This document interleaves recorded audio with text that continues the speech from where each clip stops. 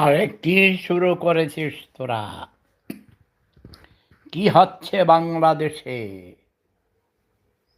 বাংলাদেশের সাধারণ মানুষকে কি এই রাজনীতিবিদরা, ক্ষমতা লিপ্সু, এই ইবলিসের দলেরা, শয়তানেরা তোদেরকে জনসেবা করতে কইছে কেউ?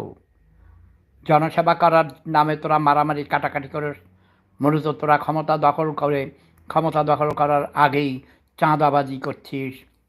মানুষের জানমালের নিরাপত্তাহীনতায় ভুগছে বাংলার প্রতিটি ঘরে ঘরে প্রতিটি মানুষ।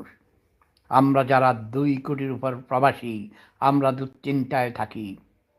ঘুম থেকে উঠেই খবর দেখি, দেখি যে মারামারি, রাহাজানি, ধর্ষণ, লুটপাট, চাঁদাবাজি, হত্যা, এই সব কি হচ্ছে। সেনাবাহিনীকে দেখেছি গোপালগঞ্জে মানুষকে নির্মমভাবে হত্যা করেছে। এটা একটা গণহত্যা, এ অন্যায়, এ জুলুম, ভায়োলেশন অফ হিউম্যান রাইটস, মানবাধিকার লঙ্ঘন।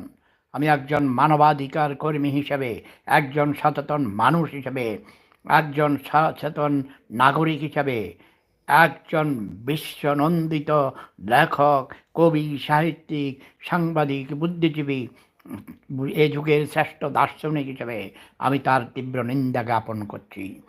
আমি একজন মুক্তিযুদ্ধের অন্যতম সংগঠক, মুক্তিযোদ্ধা।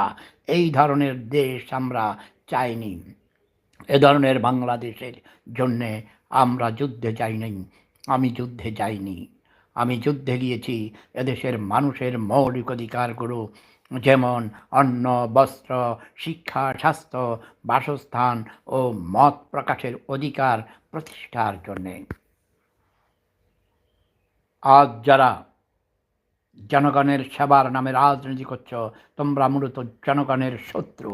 তোমাদের ধিক্কার জানাই, তোমাদের আমি তীব্র নিন্দা জ্ঞাপন করছি।